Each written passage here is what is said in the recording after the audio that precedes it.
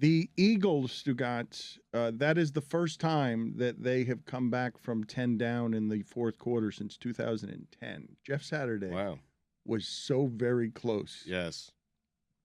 To making me crazy, too. I don't know why I've become like a coaching establishment guy, but I was looking at that score all day going, no, he's not. He's going to go 2-0. What is this job if Jeff Saturday can go 2-0? You were rooting against that? Yeah, oh, I was. Man, I was rooting against it because I just don't. What do we make of this sport? What do we do with the notion of expertise? Why are we acting like they hired me? He's a former player. Right. He's going to be like a Hall of Famer, isn't he? Is he not a Hall of Famer? But you don't think the leading of men as a coach is something that must be learned with training? You think you can just No, I think he's a leader. I think Jeff Saturday was a leader as a player and is just a leader in life. So you're saying that anybody who's a leader in life can coach an NFL team? No, I think if you were a leader, a perennial Pro Bowler on an NFL team for 10 plus years, it's not crazy to say you could. You're not calling plays. You're just kind of making sure everyone I don't everyone's understand. Accountable. Everyone's feeling good. He's just got people in the right places, letting the other coaches do their job. This is what I would say on behalf of that job as a public face and voice for a team, that you could get through the first 2 weeks of not knowing anything by just letting your staff do what your staff does. But that's exactly what he's doing. And he has an experienced defensive coordinator, an inexperienced offensive coordinator, and the offense still looks a little limited. They kind of have the first scripted drive down, and then the game gets away from the offense. But the construct of his being hired means that he has to let the other coaches coach. He's not going to walk in through the door and start devising a game plan. He's getting to know everybody. It's just the raw leadership, how he can rally a locker room and get people invested. He seems to be having that part of the job down. They haven't checked out on him. They seem to be responding to his type of thing. They seem like they can be a trustworthy team when it comes to covering. They weren't that earlier in the season. But, Dan, he said all the right things on the front end. He said, I realize why people are upset that I got this job. I have no idea if I'm going to be good at this job. But Jim Irsay wanted to give me an opportunity, and I don't know how long it's going to be, but I'm here. And so I'm going to try to do the best that I can. And I'm just shocked. I shouldn't be shocked, but I still am. That Bill Cowher is so upset about it. That Rex Ryan is so upset about it. That Nick Sirianni, as Mike pointed out earlier, had to go out of his way to talk about how much he wanted to coach against Frank Reich. Frank Reich thought Sam Ehlinger was the answer, and he's not. And so he was fired for it. But which part of this don't you understand? Imagine if I said to you right now, Stugotz, somebody else is going to do the show in that chair that you're in, and they don't have experience. They have experience doing things in broadcasting. Right. But they don't have experience doing that. But anybody can do it. Anybody who has talked in front of a microphone can do that as well as you do it. Do you realize how less important that makes Rex Ryan and Bill Cowher and Sirianni feel that there's this idea that you can take somebody who has no experience, no training at that job, and you're given that job. It's what they're protecting, how important they are. No, and I understand that. But again, this is not just, as Chris pointed out, we're not pulling me or Chris off the street and saying, go be the coach of the Colts. It's Jeff Saturday. But you're pulling someone who's not a coach, someone who hasn't actually done that thing. When Chris Whittingham asks, what's the job?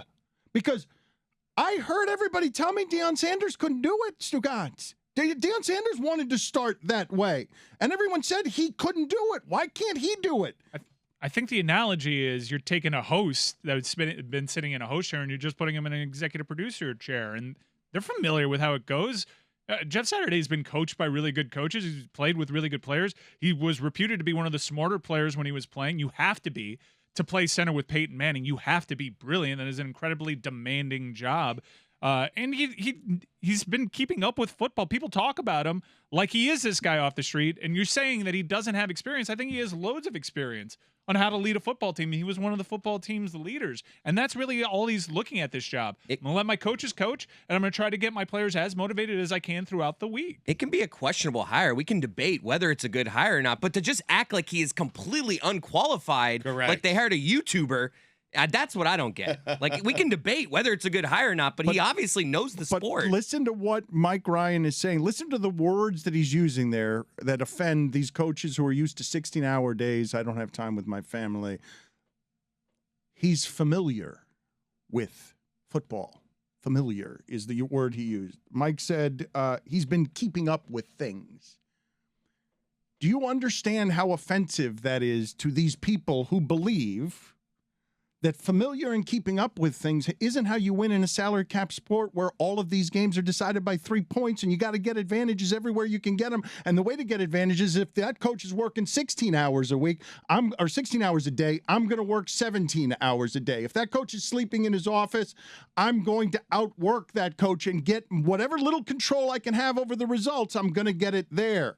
The idea that someone who's familiar with and has been keeping up with football, it's sacrosanct what you guys are suggesting to the people who treat their jobs like the cathedral they think it is. Yeah, I've never not understood why they didn't take such offense and why the takes have been so hot. I totally understand why they're doing it. I will also say that we've never really seen this, and we don't really know what the data might suggest about it. And I think it's an interesting case study. I'm sure Bill Cowher feels like he can hop down from his desk and he wouldn't be too offended on behalf of coaches if Jim Irsay gave him a call. Because I feel like, 20 years ago, the game hasn't really changed. If you heard that man's takes, that guy's more out of touch with the sport than Jeff Saturday's been. And I love these takes coming from guys, I mean, seriously, who don't want to coach anymore. They don't want to do it anymore. Rex doesn't want to do it. Why? He's getting paid a lot of money for ESPN, a lot less hours, a lot easier. And same with Bill Cowher, getting paid. He doesn't want to do it anymore. So you're going to complain about Jeff Saturday, who wants to do it, who wants to be a head coach? You're not coaching. You're going to complain about Saturday? Dan, this is not a radio host. This is not Mike Francesa, who once thought he could manage the Yankees, okay? This is Jeff Saturday, who played the sport, who was the captain of the Colts at one point in his life. Stugotz, I'm right with you, and I want the funny things as well. I'm just telling you, you see how close these games are. And coaches, you keep telling me how important they are about getting those little extra advantages wherever it is they are. I don't know what little extra advantage Jeff Saturday is unique to Jeff Saturday. It's just a manager, and watching their games, the things that Jeff Saturday would be in charge of. If you hear him you see him occasionally on the headphones. I've got no idea how active Jeff Saturday is in the game planning. I'm pretty sure he just strolls into a meeting, because how could you go into a meeting and have all these opinions? I think if Gus Bradley draws up a defensive game plan, you're like, yep, all right, we'll go with that. And just don't screw up the timeouts. Don't screw up the time management. Don't do anything that jumps off the screen that's embarrassing. And Nick Sirianni was actually the head coach that had the more questionable moves in that game. Jeff Saturday seems like he fits in. There hasn't been the Nathaniel Hackett thing.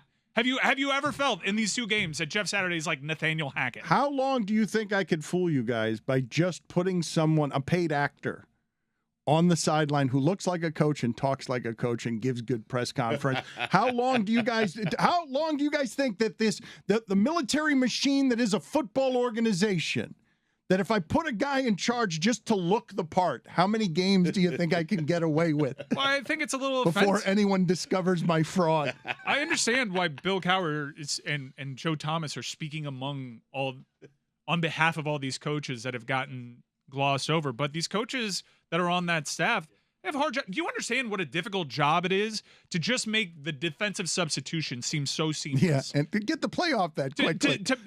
They had this instance last night during Sunday Night Football where, because the Chargers call a timeout, they can huddle up their offensive groupings, and then they just burst out of the huddle, and everyone's ready to go within a half second. You have to call a timeout because there's no way you can get the right personnel in there. Can you imagine how hard that job is? Yes. You never thought about it at all you never thought about it until there's a too many men on the field penalty, and it drives you crazy, and you're always like, how can you be so unorganized? And you blame the head coach. They have 4 fucking seconds to figure out whether or not they need dime coverage or to have an extra linebacker or to spy. They have 4 seconds to process this by just yelling at 300-pound men saying, get on and off the field. 4 seconds. Yes, it's crazy. The Colts seem fine at doing that. Jeff Saturday hasn't screwed that up. Right. You know he's not a yes man. Because he told Peyton Manning to run the damn ball. Mm-hmm. Yep. Peyton wanted to throw. He said, run the damn ball. Yeah. The other thing that I enjoyed on the sideline is that he used to be an offensive lineman, and he looks so small now. He looks like more like So a he has coach. good discipline. He has Yeah. good discipline with his diet. Deflated. Exactly. You're so right. Deflated, It is. yes. He is physically deflated.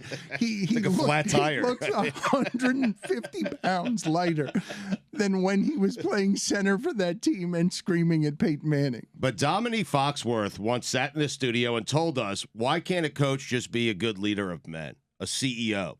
Doesn't have to make every decision, just galvanizes people, gets them in the right direction, plays to their strengths. And maybe Jeff Saturday is really good at that. Dan, we were so close because he beat Josh McDaniels, who has 7 rings. And he almost beat the Eagles yesterday. And next week, it's Mike Tomlin at home. I mean, a legend, okay? A coaching legend. And we were so close to having that matchup. We were denied that.